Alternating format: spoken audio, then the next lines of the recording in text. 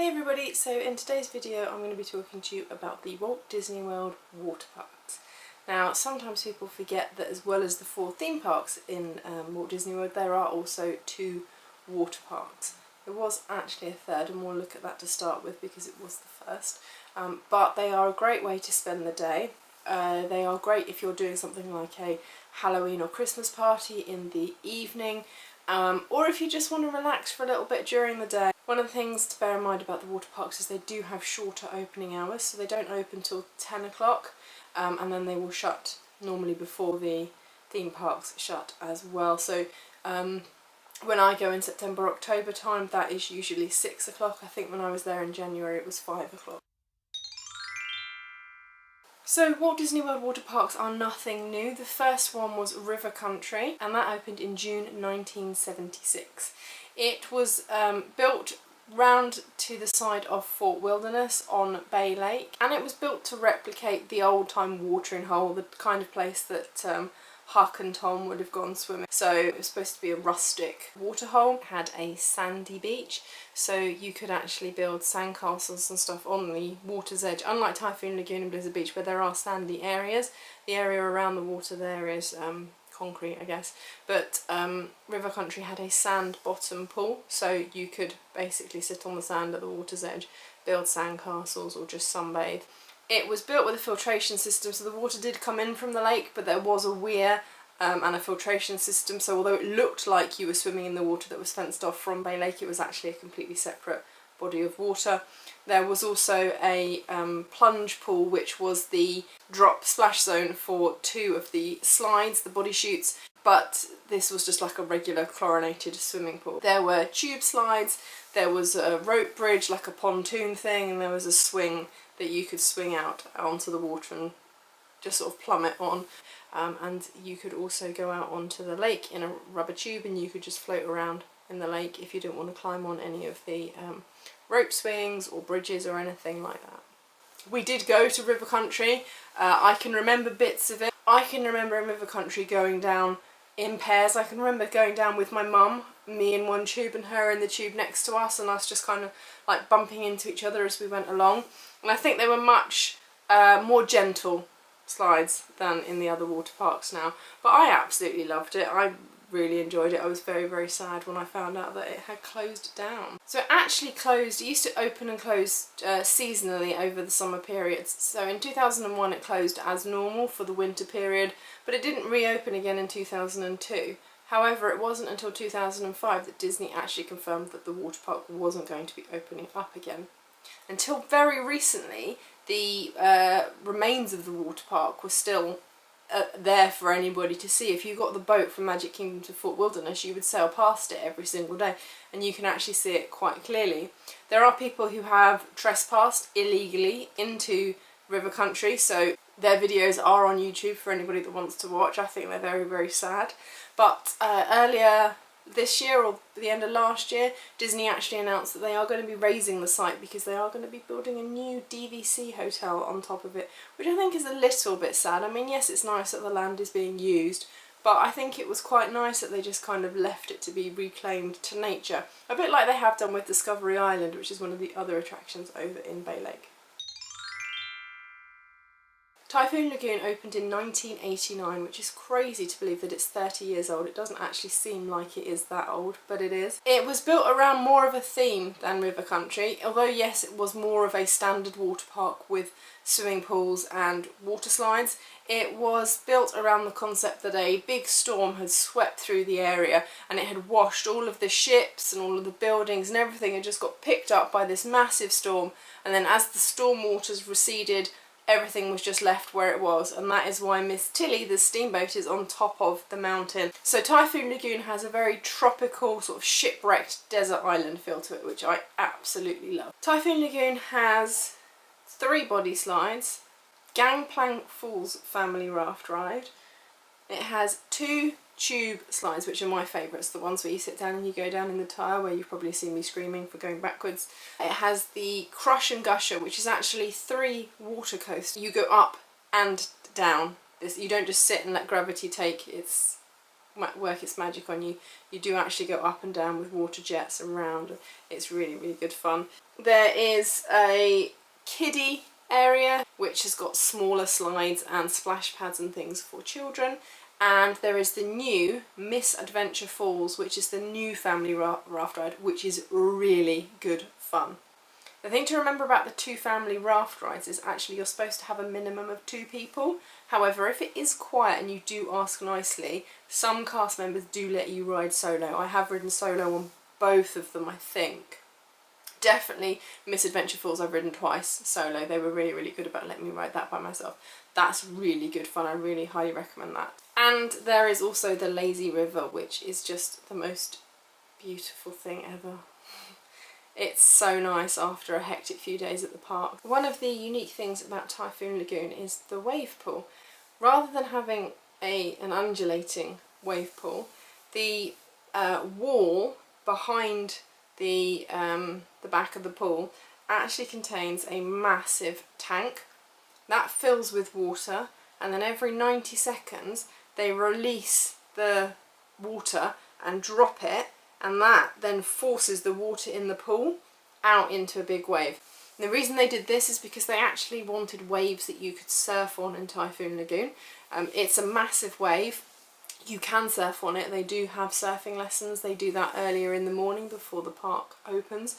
The one thing I would say is I wouldn't go above your knees if you're not a very strong swimmer, because up to your knees you can sort of jump the wave.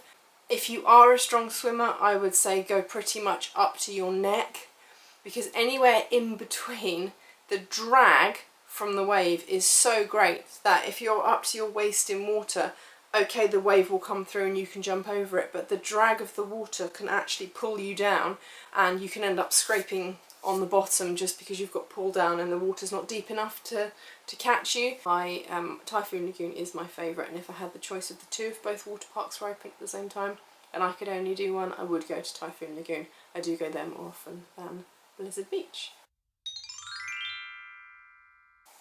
Now, Blizzard Beach opened in 1995, and the story around Blizzard Beach is that a freak snowstorm swept into town, so some entrepreneurial people built a ski resort. So you have got ski chalets, ski houses, and a chairlift, as well as all of the pistes from the ski resort. Then, unfortunately, all of the snow melted, and what was left was the water park. It's very loosely themed around a sort of alpine theme. There's lots of snow everywhere. There's snowmen, and all of the chutes and stuff are named after ski slopes or sort of snow-related things. You have the massive wave pool, which is not like Typhoon Lagoon, which is a single wave. It's the undulating waves, and I think it does that for 15 minutes on, 15 minutes off. So you can sit in a tube and you can just float on the flat water, and then the waves come on and you can float in the waves as well. It does actually make me a little sick sitting in a tube floating on the waves, but it's quite fun just kind of hanging out in the water anyway. You've also got Summit Plummet, which is a direct straight plummet down. There is the Teamboat Springs Family Raft Race, which again is another big tyre where you can sit with, I think it's a maximum of 4 people. You've got the Slush Gusher, which is a body slide. I don't remember that one. I think I'm going to have to check that out next time. I don't remember that. Or is that the one? No, the mat ones are the ones I really hurt myself on. They've got 2 different sets of mat rides. So they've got the Snowstorm mats, which are 3 different chutes, but you lie on your front on a mat, and I skin my elbows and my knees on those every time. Then you've got the toboggan races, which is the one where you all line up together and you push off at the same time. I always get stuck on the top of that, but that's really, really good fun, because if there's more than one of you, you can race going down it as well. And then you've got the downhill double dipper, which is also really good fun, and you can race. The thing is, it is so slow loading. You can wait for half an hour for that. Most times it has got a line for it. The others might have maybe a 5-minute ride. That always has a long line, and the 2 of you just kind of go down, over a bump and back down. So it's a really short ride for the length of time you have to wait as well, unfortunately. There is a kiddie area, and there is also a lazy river as well. Now the thing about Blizzard Beach, I find, is I think the water is colder. Now this might just be me, it might just be a psychological thing because there's snow or fake snow everywhere, but I think the water at Blizzard Beach is colder than the water at Typhoon Lagoon. I did Google how cold is the water in Disney World's water parks, the official Disney Parks website, which said that the water is heated between 80, I think it said 80 and 84 degrees. In terms of logistics, for both the water parks, parking is free, so you don't have to pay to park at the water parks. They have fairly sizable parking lots. I'm always there really early, so I don't know how full they get, because I tend to go first thing before they open and stay there right until the end. So I don't know if during the day they get really full, but normally it's about 3 or 4 rows that are full. You can buy a water parks only ticket, but if you have a UK ticket, the water parks are included in your ticket. If you're staying on site, then towel rental is free. You just need to touch your magic band and they will give you a free towel. If you're not staying on site, you can still pay to hire a towel. I went to do that the last time I went, and they actually pixie dusted me the towel for free, so that was nice. There are lockers at both the parks. Small size lockers will fit a backpack and a pair of shoes.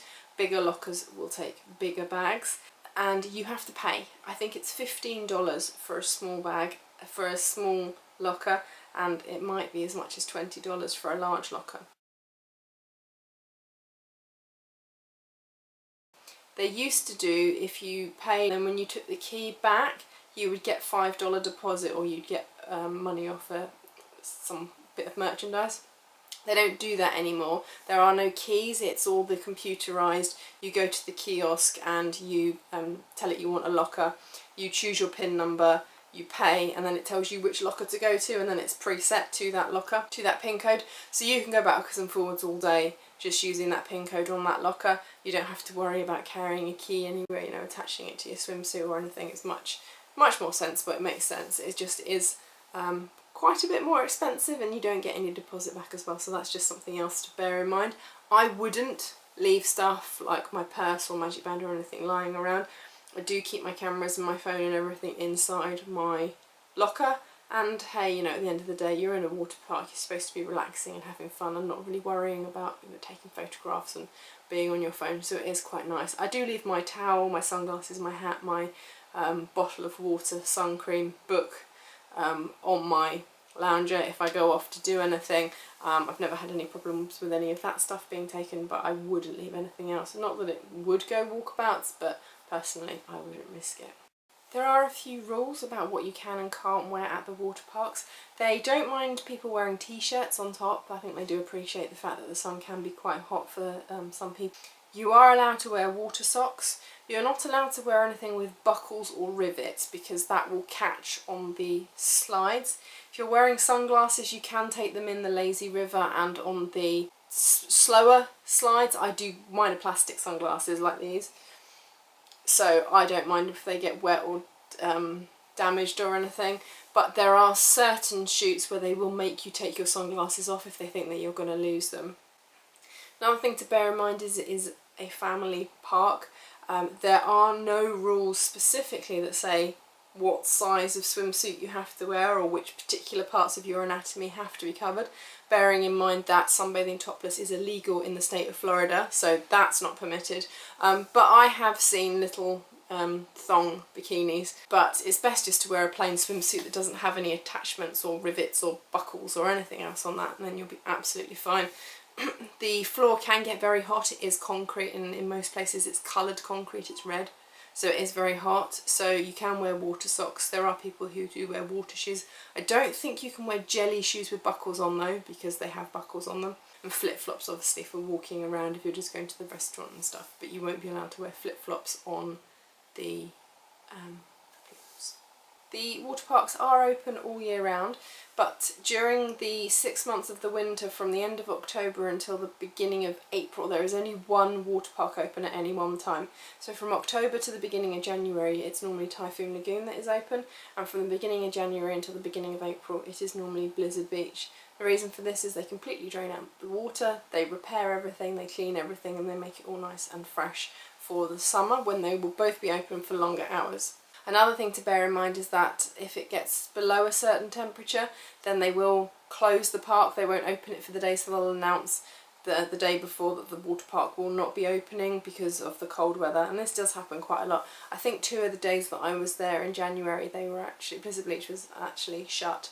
But then either side of that, I had 2 days that were absolutely stonking hot days and would have been just as warm as when I go in September, October. So that's just something else to bear in mind. So I hope that's given you a little bit of an insight into Walt Disney World's water parks. Let me know if you're planning on visiting one. Let me know which one is your favourite if you've already been. It would be interesting to see. Quite often I think Typhoon Lagoon is a lot of people's favourites, but you know, Blizzard Beach is cool as well. So yeah, hopefully that helps. If you've got any questions, then ask them down below, and I will see you soon.